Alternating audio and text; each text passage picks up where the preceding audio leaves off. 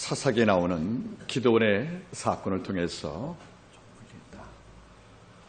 주시는 말씀의 제목은 신성한 바보, 거룩한 바보를 꿈꾸다, 이런 제목을 갖고 하나님 말씀을 함께 나누겠습니다. 한번 제목을 한번 마음에 새겼으면 좋겠습니다. 거룩한 바보를 꿈꾸다. 자, 이 말씀을 갖고 주의 음성을 함께 나누겠습니다. 러시아 문학을 보면 신부는 거지인데 또 나이 먹은 나그네 노인인데 학자와 또는 권력자를 놀라게 하는 지혜를 가진 자가 등장을 합니다. 바꿔 말하면 이런 경우지요. 자, 리오 왕이 은퇴를 앞두고 나서 세 딸에게 영토를 3나눠서 주기로 약속하지 않습니까? 이 전에 이제 그는 하나의 선제 조건을 겁니다. 세 딸을 불러다가 각자의 아버지에 대한 사랑 고백을 듣고 나서 만족을 하면 주겠다고 약속을 하지만은 첫째, 둘째 딸이 정말 가문이설로 아버지를 기쁘게 해서 땅을 얻어가요. 여러분들 막내 여러분들 코펠리아는 자식이 부모를 아끼는 것이 뭐 특별한 것이겠냐고 웃으면서 그냥 사랑 고백 대신 그 마음으로 고백할 때 이걸 오해했던 리오 왕이 막내딸 여러분들 코펠리아에게는 땅을 안 주잖아요. 결국 뭡니까? 두 딸을 믿고 나서 모든 권력과 땅을 준 다음에 이 왕이 딸과 함께 한 달씩 거하기로 약속을 했다가 가다가 여러분들 멸시당해 추방을 당하잖아요. 리오 왕은 내 몸과 수령한 100명을 데리고 가서 한 달치건 살고 돌기로 했는데 딸들 할 말이 뭐죠? 50명 줄이라고, 혼자 오라고, 이런 말로 추방을 당하는 거예요. 소 같은 걸 알던 이 리오 왕이 광야에서 피 맞고 울면서 하는 말이 뭐죠? 내가 누구냐고 막 자기를 조자는 거예요. 이럴 때 옆에 광대가 뭐라 합니까? 누구긴 누구야? 리오 왕의 그림자지. 그러니까 권력을 다 잃어버린 왕은 리오 왕이 아니라 그림자가 아니라는 거 아니겠습니까? 이럴 때 왕이 정신을 차리거든요. 그러니까 뭘 느끼는 것입니까? 모든 문학에서 어떻게 보면 거지예요. 어떻게 보면 아주 하찮은 사람이에요. 이런적인 언어에서 어느 순간에 가진 권력자를 놀라게 하는 지혜가 나오거든요. 이걸 그들 말로 하는 말이 뭐죠? 유로딥이라고 합니다.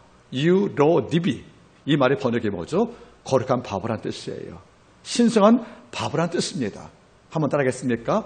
유로딥이. 이 말은 러시아 말일 거예요. 이런데 이 말은 무슨 말입니까? 어떻게 볼 때는 바보 같아요. 실상은 현명한 자입니다. 이러니까 일상에서 볼 때는 그가 하찮아 보이는 거예요. 위기와 어려움 속에서 만나보면 그의 언어 가운데 놀라운 지혜가 나와서 우리를 놀라게 하는 것이고 우리를 감동해준 존재. 그래서 이것을 봐도 유로딥이라는 말로 평가하는 것이 아니겠습니까? 여러분, 톨스토이에 나오는 바보 이반, 같은 인물인 거예요. 바보 이반이 농사 짓고 살잖아요. 이런데 마귀가 와서 뭐라고 그래요? 내가 너한테 이 땅 최고 은금을 줄까? 그런데 뭐라는 것입니까? 은금? 그래, 은금이 있으면 은금이 나한테 노래해 주냐? 노래 안 해줘. 그럼 필요 없어. 이렇게 말하거든요. 이는 무슨 말이냐면 적어도 이 땅을 살 때에 우리가 눈으로 판단 못할 내적인 힘 있는 자가 있다는 거예요. 바보 같으나 현명한 자예요. 어찌 보면 못났지만 시집은 잘난 자예요. 이런 모습은 잘 안 보이거든요. 이걸 그들이 말하는 것이 바로 유로딥이라고요. 여러분, 한번 마트마 간디를 알지요? 여러분, 간디의 일생 가운데 참 재미난 게 있어요. 인도 국가는 영국의 식민지였습니다. 그래서 이 간디는 인권에 관심이 많았기 때문에 영국 런던에 유학을 갑니다. 그런데 키가 작잖아요. 인물도 별로 볼품이 없거든요. 바짝 마르고 얼굴 검고 키 작은 유학생이 영국 런던에 온 거예요. 그때 그의 담당 교수가 바로 피터스라는 영국의 대학자입니다.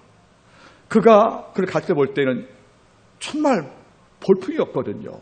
너무도 흉스러울 만큼 모습도 또는 서툰 영어로 나오다 보니까 얼마나 못마땅 했겠습니까? 이래서 피터스라는 교수가 간디를 너무도 멸시한 거예요. 그래서 어느 날 강의를 마치고 학교 식당에서 음식을 먹는데 자리가 없어서 간디가 식판을 갖고 나서 피터스 교수 옆에 앉은 거예요. 이 교수 기분이 나쁘잖아요. 이런 식민지에 얼굴 검은 놈이 와서 내 옆에 앉으니까 밥맛이 안 좋은 거예요. 그래서 놀리려고 하는 말이 뭐죠? 여보게 돼지와 새는 같이 앉는 게 아닐세, 이렇게 말한 거예요. 스승이 피터스가. 이러면 간디가 뭘 하겠습니까? 아, 예, 세인체가 날아가지요. 그럼 스승을 뭘로 봤다는 거예요? 돼지로. 그러니까 사실은 스승은 간디를 뭘로 좋아하고 싶었던 거예요? 돼지로. 돼지하고 새는 같이 못 앉았었는데 간디가 뭐라고 그래요? 세인체가 날아가자고 자랑했다는 거 알겠습니까? 이 짧은 말로 뭡니까? 천초 사이로 나를 돼지 멸시했던 스승을 돼지로 만들어버린 거예요, 여러분들. 스승의 화가 엄청난 거예요.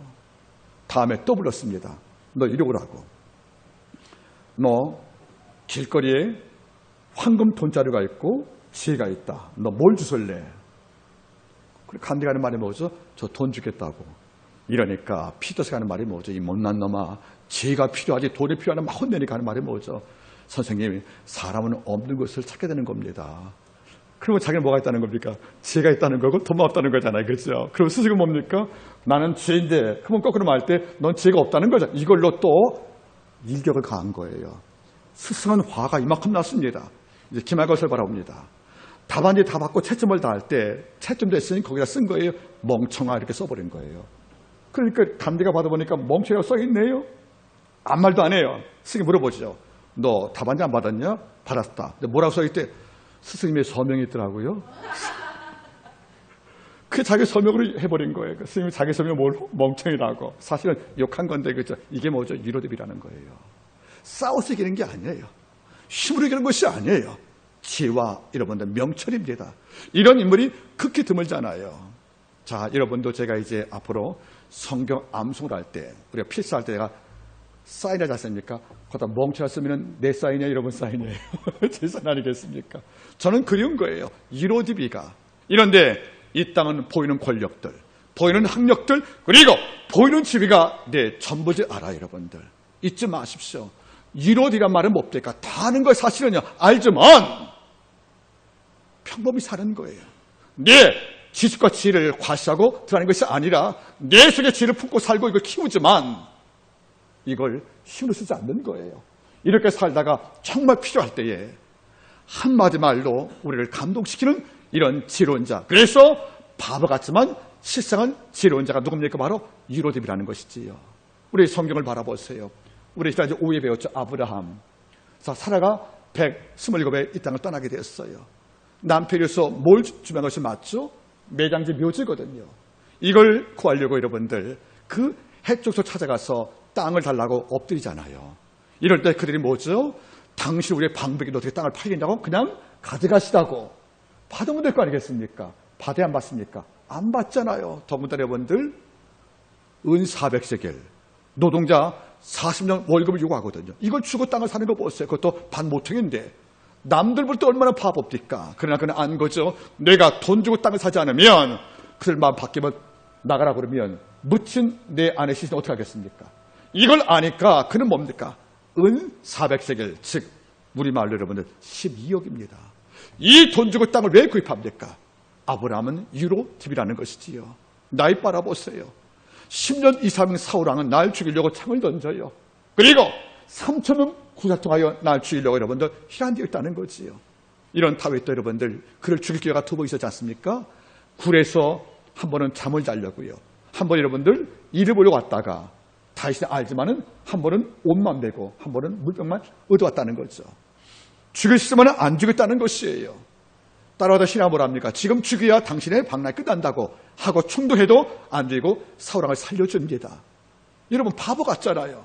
이게 살려주면 이 왕이 또 날 죽이려 할 텐데 남들은 다윗을 말할 거예요. 저 바보라고요. 그러나 다윗은 바보가 아닌 거예요. 내가 쫓김을 당하다가 사울을 죽이고 왕이 되면 나는 혁명을 일으킨 사람밖에 안 되는 거예요. 그러면 정통성이 없는 거예요. 구태타니까 이걸 막을 필요 있는 것이고 아버지가 아직까지 살던 사울을 내가 죽인다면 하나 앞서가는 거 아니겠습니까? 이걸 아니까 이 왕을 죽이지 않거든요. 남들 볼 때 이런 바보가 없어요. 이런데 그는 바보가 아니었죠. 바로 유로딥이란 말입니다. 저는 이런 적을 많이 보고 싶답니다. 근래는 제 기도 가운데 가장 많은 기도가 뭔지 아십니까? 주님, 제가 나이가 들어갑니다. 전 같지 않습니다. 하지만 주여, 제게 현명과 총명을 일평생 더욱더 강화시켜 주십시오. 판단력, 분별력, 통찰력, 기억력을 새롭게 하사 제 영이 일평생 주 앞에서 맑게 도와주시기를 원합니다. 왠지 아십니까? 하나님의 뜻을 분별 못하면 실수하고 권력을 잡아도 힘이 없는 것이고 많은 걸 알고도 남에게 감동을 줄 만한 영령이 나올 수가 없다는 것이 아니겠습니까? 전 여러분이 유월비가 되기를 부탁을 드리는 것입니다. 그런데 사상해 볼 때는 기도원이 바로 이런 삶을 살았다는 거예요. 유로 TV의 삶을. 자, 이스라엘의 5대 사사였던 바로 기도원, 우리가 6장부터 등장하지요. 우리는 8장이니까 우리가 2장을 더 봐야 됩니다. 자, 어떤 내용입니까? 자, 보겠습니까? 기도원이 젊을 때에는 이스라엘 백성이 여호와께 또 범죄해서 하나님이 징계하실 때 어떤 군대? 미디안 군대입니다. 이 군대가 미디안 군대는 뭡니까? 농사민족이 아니라 이목민족이었거든요. 그러니까 말을 타는 거예요. 그러니까 농사 짓는 정착민족은 내 땅에서 곡식을 먹지만은 말 타는 이목민족은 남의 양식을 빼앗아오는 거 약탈밖에 없단 말이에요.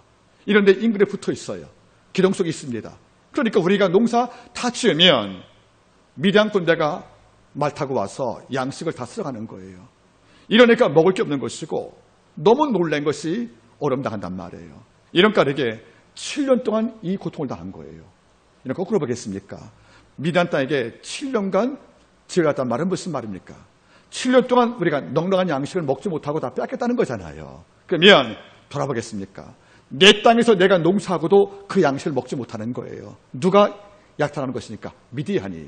그러니까 쉽게 말하면 내가 애써 수고했던 곡식 7개월 고생한 양식을 가져가는 거 나는 바라보는 거예요. 문제는 이것이 아버지 징계였다는 거지요. 이러니까 성경은 세 번씩 말합니다. 하나님이요 우리의 미약함을 통하여 이스라엘 백성이 여호와께 부르짖으란 말이 세 번 등장하거든요. 즉 드디어 이 백성들은 양식을 빼앗기는 것이 단순한 전쟁이 아니고 아버지의 죄에 대한 심판이었구나. 이걸 알고 하나님께 뭡니까? 미약함을 호소하며 하나님께 부르짖은 거예요. 이럴 때 한 예언자가 등장합니다. 내가 이 민족을 지킨다고 약속을 주었는데 누군지는 지목을 안 한 거예요. 그리고 장면이 바뀌는데 한 창고에서 포도즙틀로 밀을 타작하는 젊은이가 등장하는 거죠. 바로 누굽니까? 기드온인 거예요. 자, 백성들이 울으니까 예언자가 와서 구원자를 주겠다 약속은 주었지만 당장 누군지 지목이 안 됐어요. 누군지 몰랐습니다. 이런데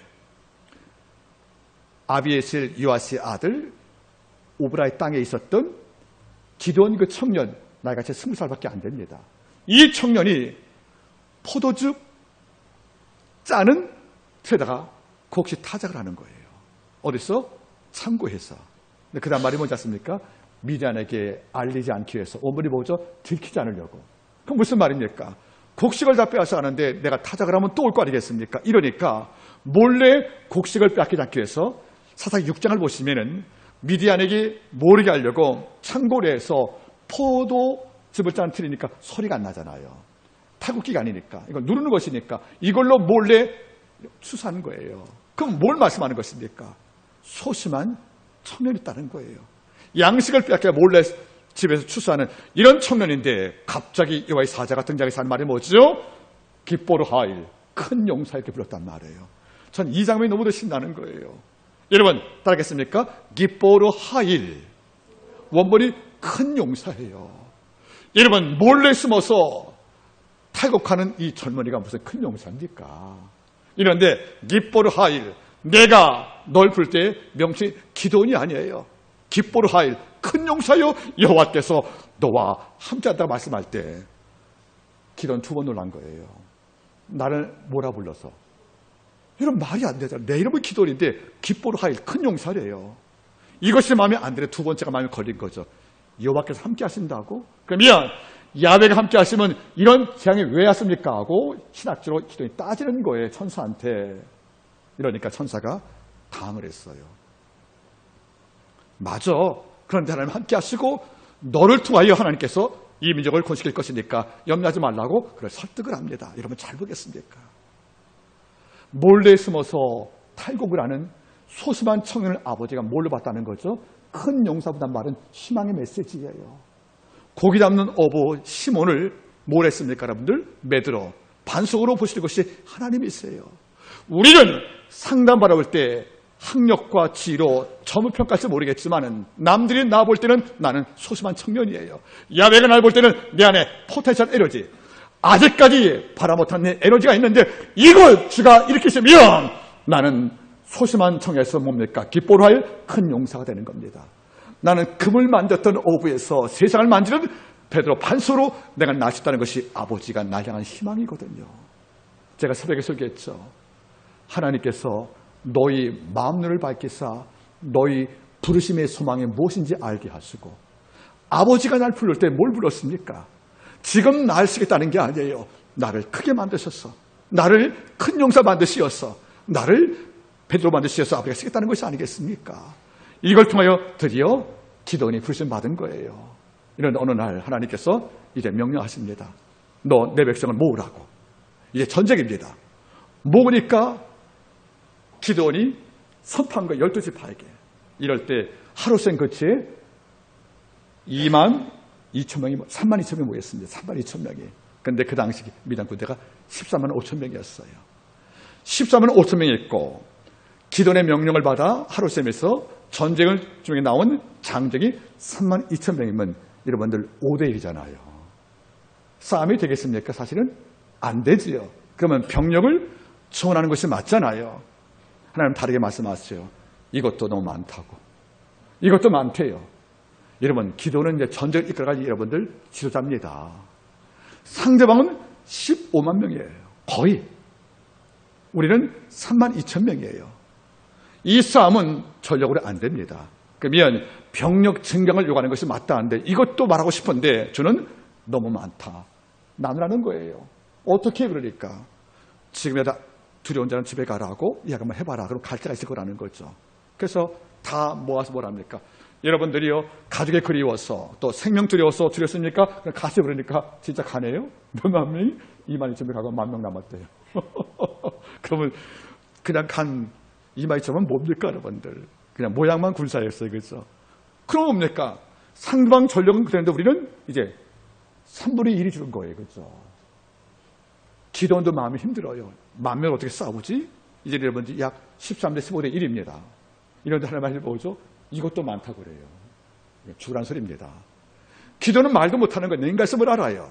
그러니까 어떻게 합니까? 그러니까 내가에서 물 좀 먹게 해봐라. 만약에 물 먹을 때 양손 칼 잡고 무릎 조아리고 물을 핥아 먹으면 이런 종과 칼을 넣고 물 맛종을 구별시키라고 해보니까 핥아 먹듯이 먹고 칼 잡은 자가 300명밖에 안 되거든요. 요놈만 내리고 싸우라는 거예요. 나머지 또 뭡니까 여러분들? 10,000명 가운데서 9,700명은 또 보낸 거란 말이에요. 이게 군사가 300이에요. 여러분 32,000명에서 300명 10분의 1로 줄은 거예요. 여러분들 100분의 1로 싸움이 안 됩니다. 이러니까 하나님께서 기도원이 두려워하는 걸 보니까 위로하십니다. 너 두렵냐? 예, 두렵지요. 그러면 오늘 밤에 네 신하 부하를 데리고 한번 미디안 군대를 방문해봐라. 가보니까 경배스는 미디안 군사 둘이서 대화가 들리는 거예요. 뭐라고? 야, 내가 꿈을 꿨어. 무슨 꿈을 꿨냐? 저 산 위의 진지에서 갑자기 보리떡이 굴러오더라. 이게 굴러오는데 이 떡이 우리 진지를 다 초토화시켰어. 이게 무슨 꿈이냐 그러니까 옆에 애가 또 해먹을 또 하시네. 저거는 뭔지 아냐? 기도원 군대야. 우리 죽었어. 이걸 그렇게 말하는 거죠. 이미 패배를 직감한 거예요. 숫자가 여러분들 비교가 안 되는데 이 순간 기도원이 힘을 얻어요. 그래서 들어가서 300구절을 3대륙급이라고 횃불 속에다가 횃불을 준비해서 항아리 넣고 등장해서 야습할 때 전쟁을 이기잖아요. 여러분들. 이길 때 뭡니까? 이스라엘 방백인 누굽니까? 여러분들. 두 인물 등장하자 보겠습니까? 여러분들. 자, 이 사건 제가 6장부터 7장을 설명했습니다.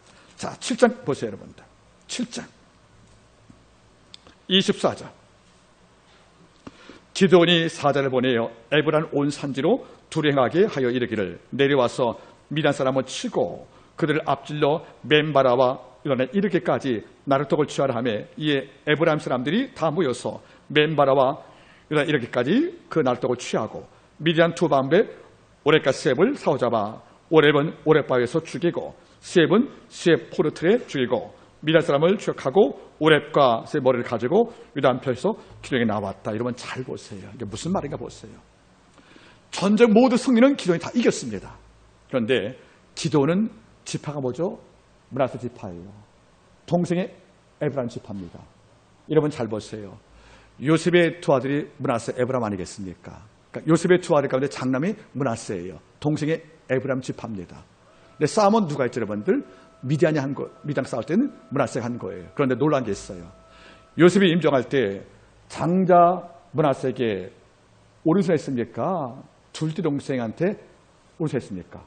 둘째였단 말이에요. 그러니까 요셉이 아버지가 아니라 하니까 아니하고 장남한테 얻는 것이 아니라 이렇게 한 거예요. 그러니까 에브람이 뭐죠? 둘째가 장자권을 받은 거란 말이에요. 그러면 에브람이 뭡니까? 형을 이긴 장자 지파가 된 거예요.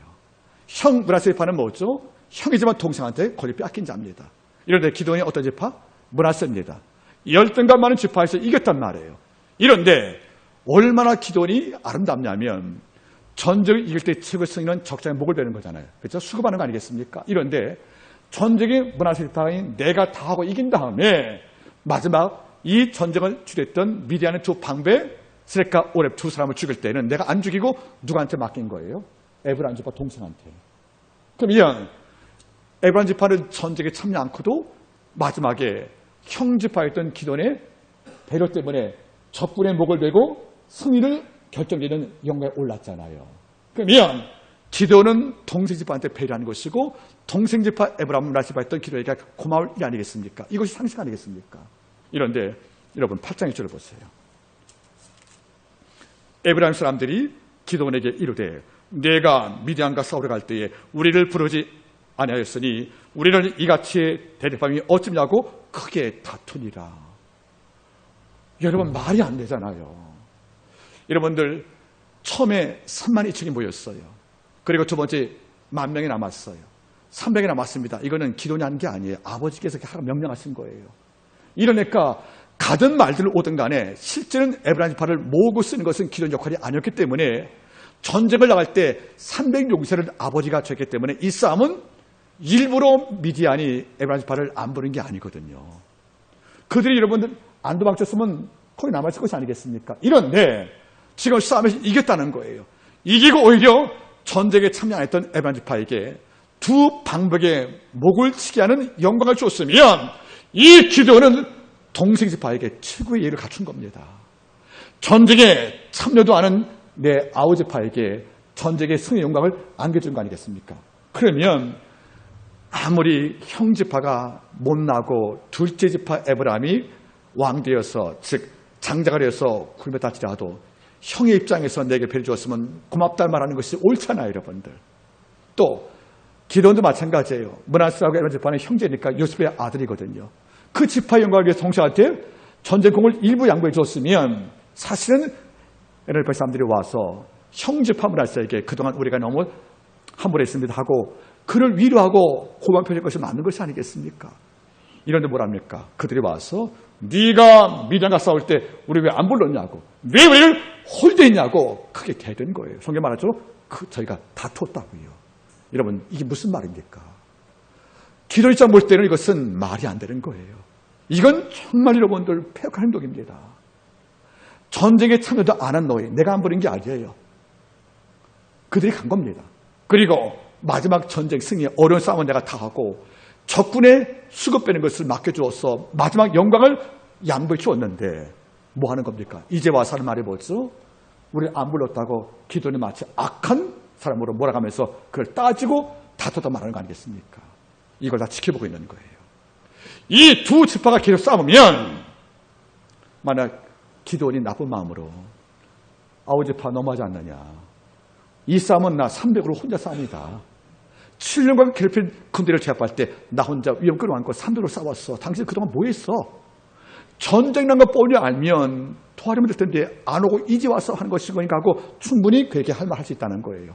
또 한 가지 너희가 전쟁을 참여 않고도 내가 아우 지파를 배려해서 장군의 목을 베는 영광 주었으면 이걸로 고마운 줄 알지 왜 나한테 대들어 이럴 수 있는 거 아니겠습니까? 이런데 기도원이 이런 논리가 아니에요. 바보같이 행동하는 겁니다. 바보같이. 보세요 여러분들. 8장 1절과 2절. 에브라임 사람들이 기도원에게 이르되 내가 미디안과 싸우러 갈 때에 우리를 부르지 아니하였으니 우리를 이같이 대접함이 어찌미냐 하고 크게 다투니라. 기도원이 크게 이르되 나의 이제 행한 일이 너희 한 곳에 비교되겠느냐. 에브라임 동생의 끝물 포도, 즉 못난 포도가 아비에셀 만물, 즉 나 장자 포도보다 낫지 않냐고 오히려 그를 높이 세웠다는 겁니다. 만약에 기드온의 아내가 있으면 속 터집니다. 이럴 때가 아니잖아요. 여러분들 상식을 깨고 예의를 깨고 억지 부린 것은 에브라임 지파입니다. 그리고 배려와 양보를 통해서 아브라함이 롯에게 네가 좌만하고 우할게 전체를 배려한 것은 사실 기드온 문화 지파입니다. 그래서 이런데 정말 피부도 싸우면 손도 안 대다가 도망친 척의 목을 벤 영광을 얻고 나서 하는 말이 뭡니까? 왜 우리를 홀대 안 하고 크게 싸움을 걸고 대들잖아요. 그러면 이걸 참을 수 있겠습니까? 이런 여러분들 폐역한 사람이 어디 있겠냐는 것이에요. 그럼 아까 제가 언급 안 했습니까? 우리 같으면 평범한 사람이 이렇게 말할 겁니다. 우리 피 흘리고 싸울 때는 뭐 했느냐? 너 이러면 안 되지 않느냐? 그리고 내가 전쟁에 참여한 너에게 적군의 머리를 벨 만한 영광 주었으면 오히려 고맙다고 말하는 것이 맞지? 왜 나한테 시비를 걸어? 또 네가 이렇게 억지 부리면 많은 백성들이 우리 지파의 싸움 때문에 상심하지 않겠느냐? 이러면 안 돼 하고 우리가 책망할 수밖에 없는 것이 아니겠습니까? 이것이 우리가 아는 상식이라는 거예요. 이런데 기드온은 그리 안 했다는 겁니다. 오히려 할 말이 뭐죠? 아우들이여, 내가 한 일이 당신 한 일과 비교가 되겠느냐?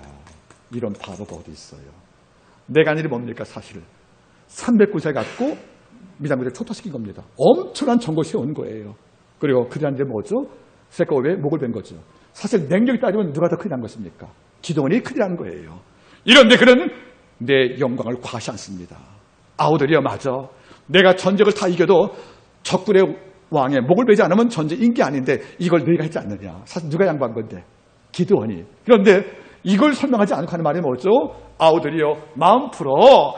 내가 한 일이 너희 한 일과 비교 안 되니까 내가 천한 일이니까 너희가 위대한 거야. 난 아무것도 아니하고 날 낮추잖아요. 하는 말이 뭐죠? 에브라임의 끝물 포도. 포도봉사를 우리가 9월달에 수확하잖아요. 그렇죠? 근데 끝물 포도는 뭐죠? 다 떨어지고 남은 찌꺼기 말하는 거죠. 네 끝물 포도가 내 첫 포도보다 더 아름다워. 여러분들, 상대방을 첫째 나보다 어떻게 여깁니까? 낮게 여긴다고. 우리 새벽 예배 때 기억나지? 아무 일이든지 다툼과 회오를 하지 말고 오직 겸손한 마음으로 남을 나보다 어떻게 여기라고요? 남을 나보다 낮게 여기고. 시옷이야, 지옷이야. 남을 나보다 시옷으면은 높이 여긴다는 말이고 지었으면은 내린단 말이죠. 우리는 낮게 여긴다는 말을 어떻게 해석했습니까? 어떤 장로님께서 하신 말씀이에요. 난 배운 대로 산다고 그래가지고 성도를 무시해요. 왜? 낮게 여기라고 그랬다고. 그 나의 지역과 나의 시옷을 구하지 못하는 거죠. 여러분 지금 바라보세요. 내가 피 흘리고 싸운 거예요. 300의 소세군들 갖고 여러분 13년간 싸웠단 말이에요. 이건 죽음을 방불한 싸움이었어요. 여기서 이겼습니다. 그러면 나도 위로받고 싶은 거예요. 나도 모든 백성한테 여러분들 박수하고 싶지 않겠습니까? 이런데 내 형제 집하고 와서 위로는커녕 강력하게 하는 말이 뭐죠? 당 틀려먹었다고. 왜 우리를 홀대하냐고 대들잖아요. 방백의 목을 빌 영광을 주어서 승리의 영광을 내가 취하지 않고 양보했는데 하는 말이 뭡니까? 억지와 궤변을 벌인 거예요. 그러면 남을 낚이지 못하고 무시할 수 있습니다. 참 나쁜 놈들이구먼. 이거 상조 못할 아우구먼. 이렇게 해서 분노해도 누구도 기도는 욕할 자가 없다는 거죠. 왜? 현실을 봤으니까. 이런데 이로디비, 이분은 바와 똑똑한 사람이에요. 아우들이요, 내가 한 일이 네 한 일과 비교 안 된다. 네가 큰일 한 것이니까 박수 네가 다 받으라. 네 끝물 포도가 내 마음 포도보다 더 맛있고 좋아. 이러니까 나 아무것도 아니야. 마음껏 당신 영감 받아. 이렇게 말할 때 하는 말이 뭐죠? 저희가 이 말 듣고 노가 풀리리라. 노를 풀게 했던 기도의 아름다움도 귀하지만 이걸 듣고 노 풀린 에브라임의 얄팍한 인격을 좀 바라보세요, 여러분들. 그러면 남들 볼 때는 바라보겠습니까? 저런 바보. 실컷 싸고도 제 밥 한 그릇 못 챙겨 먹네. 목숨을 다하고 싸우고도 모든 양보를 다 동생한테 하네. 여러분, 삼잡을 때 이런 바보가 어디 있겠습니까? 이런데 이렇게 바보 짓에서 얻은 게 있다는 거예요. 모두 여러분들, 이스라엘의 가장 큰 지파, 요셉의 두 지파의 므낫세와 에브라임 갈등을 막았다는 겁니다. 이게 뭐죠? 현명했다는 거죠. 여러분 따라하겠습니까? 기드온이 바보 짓해서 두 지파의 싸움을 막았다. 만약에 똑똑한 채에서 우리 팩트 한번 체크해보자. 네가 싸웠냐? 내가 싸웠지. 그거 할 말 없는 겁니다. 그죠? 그리고 팩트 한번 체크해보자. 스웩과 오렙 내가 죽을 수 있어. 얘 죽여서 목을 따면 나는 영웅 될 수 있어. 이거 너한테 양보가 맞아 안 맞아? 맞잖아 여러분들. 그러면 너 입당으로. 이거 가능하다는 겁니다. 이런 팩트를 제시하지 않는 거예요. 왜지 않습니까? 그렇게 하면 따지고 왔던 에브라임파의 그 어리석은 자들이 이거 통일하게 되는 겁니까? 계속 시비를 할 것이고 계속 논쟁을 벌이면 전쟁을 아직 마무리 못한 아직 세몬나하고 살몬이 안 죽었거든요. 여러분들. 그 왕은 남아있다는 거예요. 남은 싸움에 전승을 다할 수 없잖아요. 이러니까 기드온은 바보짓을 합니다. 저주입니다. 저주어서 우리가 싸우지 않아야 남은 싸움. 미디안의 두 왕 누구죠? 보세요 여러분들. 8장 5절 그가 숫곳 사람들에게 이르되 나의 종자가 피곤하여 가니 청컨대 그들을 떡들 주라. 미디안 두 왕 누구죠? 세바와 살몬나가 아직 안 죽었잖아요. 얘를 죽여야 전쟁 끝나거든요. 그래야 미디안 군대가 그 땅에 여러분 첩사하는 것이 아니겠습니까? 이 싸움이 남았는데 지금 내가 이걸로 싸우면 이스라엘 백성은 여러분들 남은 두 왕 세바 사마주 전투에 참여할 수 없잖아요. 이러니까 내가 바보짓 해서 뭡니까? 갈등을 막아서 힘 모아서 미디안의 왕을 치겠다는 겁니다. 이것이 기도의 마음인 거예요. 이런 빅피처 큰 그림을 못 그리면 야 기분 참 너무 나쁘다. 너 왜 나한테 억지 부려 하고 내가 그 당시에 앉으려고 팩트 체크하면서 에브라임파를 눌러버렸으면 에브라임파의 모든 갈등과 그들의 모든 도전은 계속 반복될 것입니다. 그러면 남은 싸움 세바 살몬나 어떻게 싸우겠습니까? 이 왕과 이걸 할 수 없잖아요. 이럴 때 기도하는 마음 먹은 겁니다. 내가 바보짓 한번 해보자. 그래서 싸움을 막고 갈등을 막자.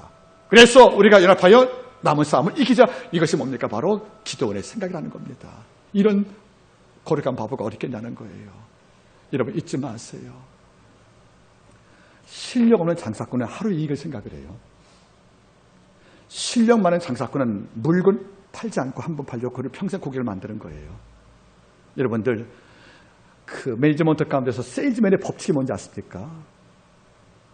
물건을 팔지 말고 물건을 사러 오게 만들라는 거예요. 여러분들 하수 장사꾼은 물건을 팔아요. 진짜 고사는 그런 물건을 사오게 만들어요. 그게 뭐죠? 그 사람에 대해서 주인의 마음을 납득을 시키는 거예요. 평생 고기를 만들어요. 여러분 또래 장사꾼 바라보세요. 바가리수 한번 팔고 떠나지 않습니까? 그럼 평생 고기 없다는 거죠. 여러분 영화 우리 드라마 상도 알잖아요. 제일 그 투자가 뭐죠? 사람을 사는 거 아니겠습니까? 마찬가지예요. 이 기도원이 왜 스스로 바보가 되었습니까? 억지 부리며 따지는 그리고 싸움을 거는 전쟁 와중에 싸움을 거고 자기의 자존심을 내세우는 그 아홉 집을 바라볼 때 어떤 마음이겠습니까? 이게 정말 마음이 속상한 일인 거예요. 여기서 강대강으로 부딪히면 기도원이 이길지 몰라요. 팩트가 사실이니까. 내가 싸웠고 내가 양보했지 않습니까? 이걸로 이길지 모르겠지만 에브라임파 이긴 다음에 기도원은 그 다음 싸움에서 전승을 달 수가 없는 거예요. 동생의 반대와 그의 다툼을 하기 때문에. 이러니까 기도원이 뭘 택합니까? 바보 짓을 택하는 겁니다. 유로디비를. 결국 노가 풀렸네요. 그럼 그 다음에 상상해 보겠습니까? 성경 안 나옵니다. 상상 한번 해보세요. 형님 아까 미안했어. 내가 어떻게 도와줄까요? 그겁니다. 결국 뭡니까? 적을 내 벗을 만든 거예요. 그리고 그와 합쳐서 누굴 죽입니까 여러분들? 세바와 살몬을 죽였다는 겁니다. 그래서 미디안과 싸움에서 이겼다는 거예요. 여러분 마지막에 끝까지 최종 승리를 위해서 작은 싸움에 져줬던 이런 바보짓의 이로드비의 기드원, 이것이 진짜인가 큰 힘을 아니겠습니까? 또 그가 왜 바보를 했습니까? 내가 싸워 이겼지만 사실은 여호와가 이긴 싸움이거든요. 내가 싸웠지만 실제는 뭡니까?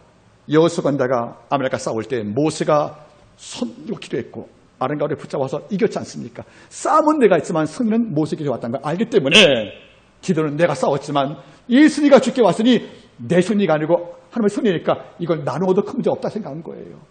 여러분 내가 이겼다 보니 그 승리 꼭 날 수 없잖아요. 이런데 야훼가 나에게 승리를 얻게 줬기 때문에 승리 영광을 동생에게 양보해도 기도는 빼앗긴 게 없는 거죠. 왜? 원래 승리 영광이 하나님께 있는 것이니까. 이것이 뭡니까? 양보할 이유가 있다는 거죠. 이런 거룩한 바보가 있을 경우에 교회가 살고 이 민족이 살지 않겠습니까? 큰 싸움을 위해서 작은 싸움, 패배를 스스로 선택했던 바로 기도를 볼 때 우리가 뭘 느낍니까? 진정 아름답지 않습니까, 여러분들? 본문 다시 보세요. 얼마나 놀라운지. 8장 1절과 2절, 3절 제가 계속 있습니다. 에브라임 사람이 기드온에게 이르되 내가 미디안과 싸우러 갈 때에 우리를 부르지 아니하였으니 우리를 이같이 대립하면 어찌미냐고 크게 다투는지라. 이 말은 뭐죠? 싸움을 건지라 그런 말이에요. 기드온이 그에게 이르되 바보같이 나의 이제 행한 일이 너희 한 곳에 비게 되겠느냐. 에브라임 아우즈파의 끝물 포도가 나 브라시파의 만물 포도보다 낫지 않느냐 하니까 하나님이 미디안과 방배 오렙과 세별 너희 손에 부르셨으니 사실 기드온이 양보한 건데 나의 한 일이 어찌 능히 너희 한 것에 비게 되겠습니까? 기드온이 이 말하며 그래 노가 풀리니라. 아멘. 여러분들, 가장 위대한 싸움은 싸우지 않고 이기는 거라는 것입니다. 여러분들, 물론 농담하는 것이 있어요. 전쟁 잘하는 용장이 있죠. 맹장. 그 다음에 백성을 잘 다스리는 지장과 덕장이 있대. 근데 더 좋은 장이 운조는 운장이래. 운조와 이기는 사람들. 근데 저는 그래요. 진짜 좋은 싸움은 싸우지 않고 이기는 무장이랍니다. 안 싸우고 이기는 승리. 싸움이 없는 장수가 제일 좋다는 것이 아니겠습니까? 그러면 이길 싸움, 이길 수 밖에 없는 싸움에서 왜 패배를 택했을까? 왜 이런 바보짓 했을까? 그것은 하나님의 영광을 위해서 했다는 겁니다. 우리가 왜 참는 거예요? 우리가 왜 인내하는 거예요? 우리가 왜 아무 잘못이 없는데 왜 저주는 겁니까? 이것은 내 안에 자존심을 생각을 하면 이 싸움은 될 수가 없다는 거죠. 그러나 빅피처 큰 그림을 그려보란 말이에요. 하나님의 이름을 위해서 내가 저준 것이 아니겠냐 그런 말이에요. 여러분들, 아브라함이 하는 말이 뭐예요? 노사, 네가 좌하면 내가 우할게. 왜 그런 겁니까? 우리는 한 고륙이라 우리가 싸울 때 이방 족속이 우리가 싸우는 걸 보고 하나님께 영광 돌리겠냐, 이 말 아니겠냐는 거예요. 여러분, 이번 주에 우리의 삶 속에 이상한 에브라임이 와서 우리에게 자존심을 건들고 우리를 폭격할 때가 있을 것입니다. 그런 에브라임이 날 찾아올 경우에 우리가 팩트만 주장을 해서 너희가 무리하다고 싸우는 것이 아니라 큰 그림을 그려보세요. 그와 내가 맞서 싸우면 사바와 살문나 누가 죽이는 것이냐. 이 전쟁 안 끝났는데 그래서 내가 바보 짓을 선택했다는 겁니다. 결과는 뭡니까? 모두가 이겼다는 거죠. 이것이 뭐죠? 이로디비 바보 같으나 진짜 현명한 자가 아니겠습니까? 여러분들, 성경은 이로디비 정신을 많이 말하는 거예요. 누가 내 한 뺨을 치고도 한 뺨을 내어주래요. 이런 바보가 어디 있어요? 그러나 네가 내 왼뺨을 쳤어요. 엄청난 수치입니다. 이스라엘 백성의 관습상 사형수 외에는 뺨을 칠 수가 없는 거예요. 내 뺨을 치고 침뱉었대요. 그러면 우리는 어떤 마음이겠습니까? 내가 너는 왜 맞아야 돼 하고 같이 뺨을 칠 거란 말이에요. 이런데 한 뺨을 돌려대며 이런 바보가 어디겠습니까? 그런데 한 뺨을 마려 돌리면 어떤 문제가 벌어집니까? 내가 이렇게 때렸는데 쟤는 또 때리라고 나에게 주고 분풀라고 그러네. 못 때리는 거 아니겠습니까, 여러분들? 뗄 수가 없다는 거죠. 오래 갈 때 심리를 가주라는 거 아니겠습니까?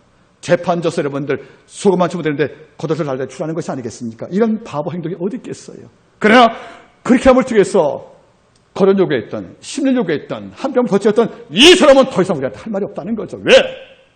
사울이 끝까지 다윗 죽이려고 몸부림을 쳤을 때 끝까지 다윗이 사울을 용서하니까 하는 말이 뭐죠? 사울왕 울면서 하는 말이 뭐죠?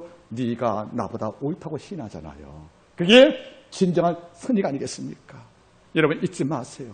힘으로 이기는 것은 여러분들 하급장수한 일이에요. 덕과 은혜로 이기는 것이 바로 진짜 큰 싸움 아니겠습니까?